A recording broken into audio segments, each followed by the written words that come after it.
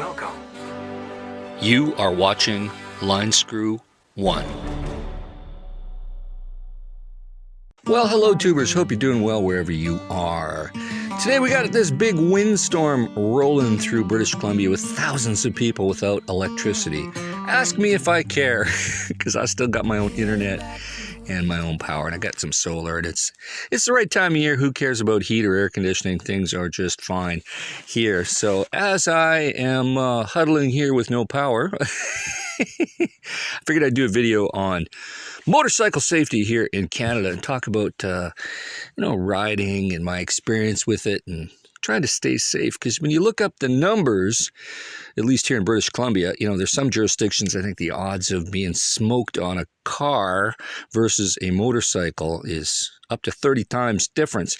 In this jurisdiction, I believe in terms of fatalities, it's about 13 and a half times greater fatalities per mile driven on motorcycles. And part of the reason for that is, Canadians aren't necessarily mentally ready to see you on a motorcycle. A lot of people here are cagers. They drive their cars, their trucks, things like that. And in springtime, we're all out there on their bikes, trying to save a buck or two and enjoy ourselves. Seems like motorcycling is kind of like the smoking of driving. It does have risks, but you can minimize them. That's about all you can do. So what I do, since I'm camping in different locations from time to time, I always keep a note in my wallet, because if I do become unconscious from an accident, I want people to know where I'm at, because looking at my driver's license isn't going to help you, because chances are I'm not at my legal address. So I always keep a note saying where I'm at and that I got a dog there that needs rescuing in the event that I'm in a accident and I'm unconscious or deceased. I would recommend you do the same thing too. Even if you're just traveling with your wife and you're on your motorcycle, you leave your spouse back at the campsite, something happens to you and suddenly they don't know where to find you, or at least your wife doesn't know how to find you, so to speak. But, I don't have to deal with the wife, but I got to deal with the dog and concerns for Sammy the Pooper's safety. So I'm always concerned about that. So when I change locations, I make a new note, stick it in my wallet where it is obvious. And generally law enforcement or first responders, paramedics, generally check your ID to see who they're dealing with. So I think that is a tip that you should actually consider. Second tip is a camera system. My other bike's got 2 cameras, front and rear. I've been using the GoPro now, and I tend to try to be religious with using it to capture any accidents or, somebody that would cause an accident. Because first thing they're going to say is, oh, I didn't see him, or it was all his fault. Well, at least if you have video, you can prove that you were not at fault. I think that's important because, we don't want our insurance rates to go up. And, if it's somebody else's fault, doing that he said, she said thing with some soccer mom that smokes you, well, who wants to deal with that when we can actually just go to the video to determine who was at fault? So that's what I'm doing. And, here in Canada, here's the deal. After winter, we get, frost heaves, you get all sorts of road damage.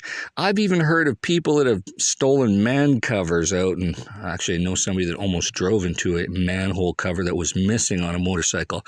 So you got the natural road hazards, you got changing weather all the time, you got the cagers who aren't ready for you, won't see you, don't care about seeing you. People that are drunk, people that are texting, people that just don't give one F about your safety, because when they hit you in a car, they rarely get injured. It's the person on the motorcycle that gets injured or killed. So that is what I'm doing to minimize the risk. And of course, you can wear safety gear. Try to wear a helmet, probably a good idea unless you're rich and you can afford all sorts of medical care, especially if you're an American, you got to pay for that stuff. So better not to burden yourself. So wear as much safety equipment as you can. Ride sober, try to obey traffic rules, try to drive only in good weather. I know we can't all be perfect, and sometimes you get caught in a storm. That's part of the reason that where fatalities are a little bit higher in Canada, where you jump on your motorcycle in Vancouver, you head up the Sea to Sky Highway, and you're somewhere up in the mountains north of God knows where, and suddenly it's raining or snowing or hailing or whatever can happen. So that definitely changes the road conditions on you. So good to know what kind of weather you're going to be riding in and avoid the bad weather. So it's a matter of risk management. And if you can manage it effectively, you live to see another day. And trust me, I'm always happy when I get home, see the dog, and arrive in one piece, just like you would. So put your comments down below. Got a lot of RVers out there who are also motorcyclists. And I know you got to change your mindset from the moment that I go from driving my, 12,000 gross weight motorhome to my car to my motorcycle.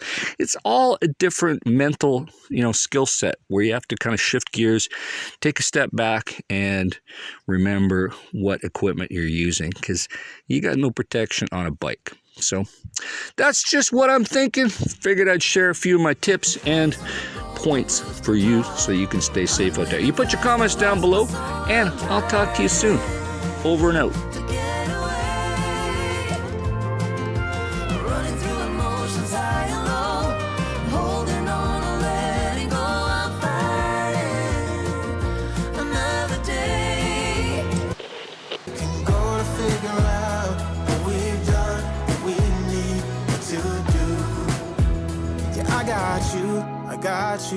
I got you.